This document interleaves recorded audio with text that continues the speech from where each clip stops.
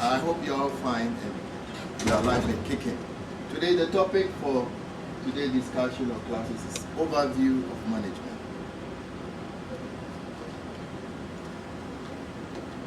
Now, our outline of presentation will be why we have to study business management, meaning of business, definition of management, essential elements of the definition of management, functions or processes of management. Then we'll have to talk about levels of management. We'll talk also about management skills. And if time will permit us, we'll continue with management rules.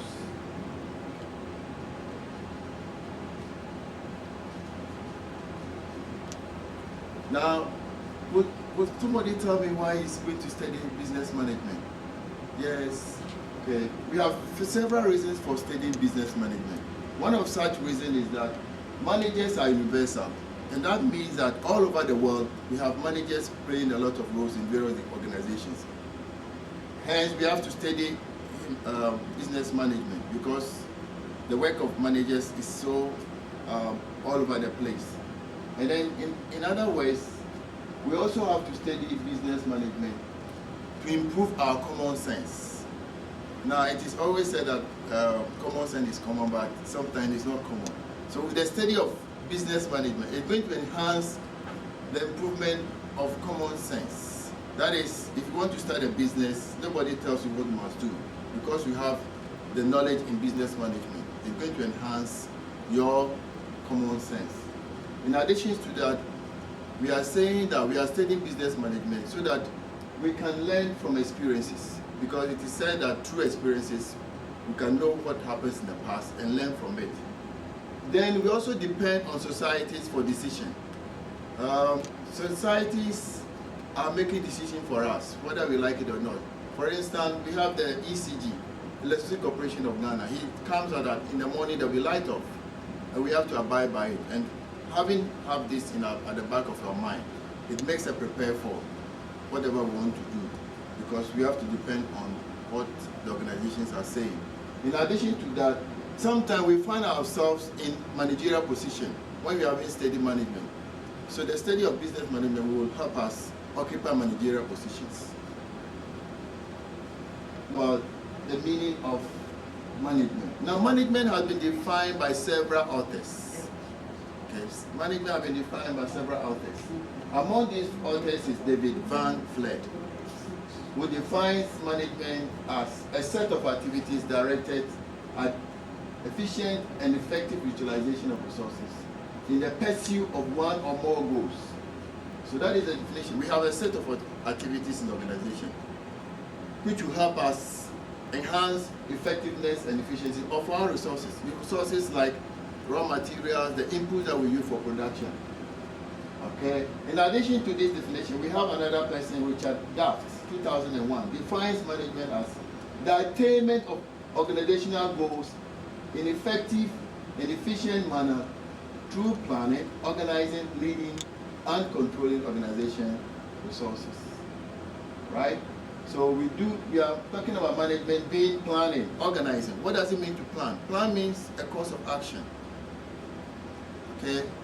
Now, plan can be categorized into three, namely short-term planning, long-term planning, and medium-term. Now, when we talk about, so we have planning, and it can be categorized into three, namely short-term. In addition to that, we can have medium-term.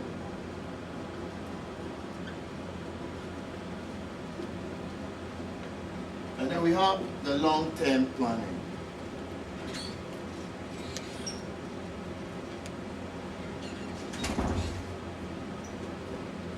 Now, when we talk about short-term planning, it means that our course of action is to last for a year. Whereas medium can be from 2 to say 3, depending on the organization definition of medium-term planning. And then long-term could be range from 5 years, 6 years, 20 years, and also on and so forth. Okay, good. Then when we talk about organizing, it means that we are assigning responsibilities and allocating resources for the utilization for production, so that production can take place. In addition to this definition, we have another person defined it, Peter Drucker, 1992, defines management as a multiple purpose organ that manages a business, manages managers and workers and work. Alright? So management is helping us to manage our people, manage workers. And then last but not least, we are saying that management means to focus, to plan, to organize, to command, to coordinate, and control. And that is by Henry Fayol, 1954.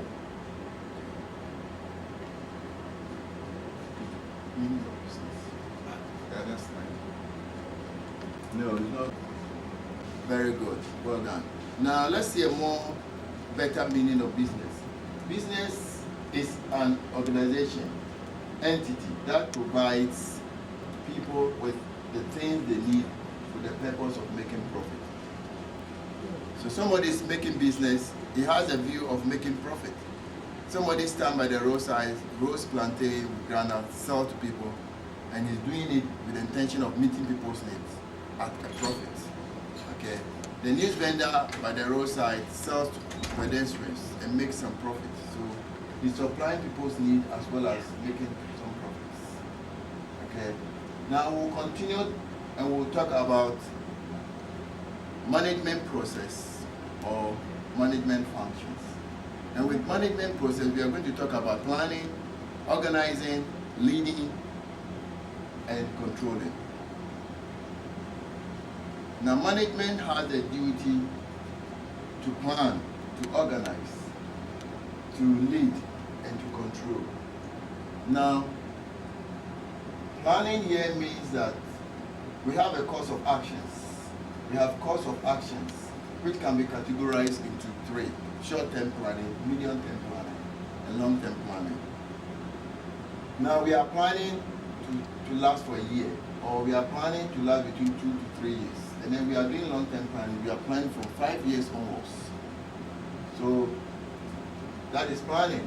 Now, somebody might ask, what is the importance of planning? It is said that if you fail to plan, you plan to fail. So there's a need to plan whatever you want to do. Now, the importance of planning, it helps us to avoid mistakes when we plan. We make less mistakes. It helps us to focus. It helps us to achieve objectives and things like that. Then we come to another function of management, which is organizing. Organizing here means we are allocating resources, we are assigning duties to people in order to achieve organizational objectives. Then quite apart from that, we have leading. Leading here, we try to influence our employees in order to achieve organizational goals. And we do that by motivating them, instructing them what to do. And then control, we make sure that all the activities of the organization is on track. So that if we want to beef up our production, we make sure people are not late for work. We make sure that people are doing the right thing, which is geared towards attainment of organizational objectives. So basically, we have 4 main processes of management, namely planning, organizing, leading, in some books they say directing, and controlling. At this moment, we want to move on to another subtopic. Levels of management. Now we have basically 3 levels of management, namely top level management, which is also called strategic level management. And then we have the middle level management. And then we have the lower level management. Now, top level management can also be called strategic level management. And then middle level management can also be said to be called tactical levels of management. And then the lower level management is operational. That is the day-to-day activities of the firm. Now we can do this by illustrating with a pyramid. Okay. We divide the pyramid into 3. The top takes the top level. So we have top level management. or strategic.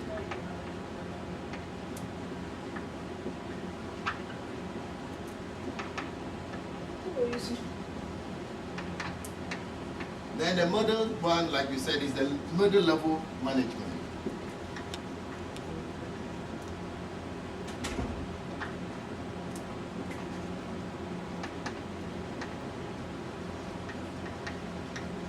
Then we have the lower level management.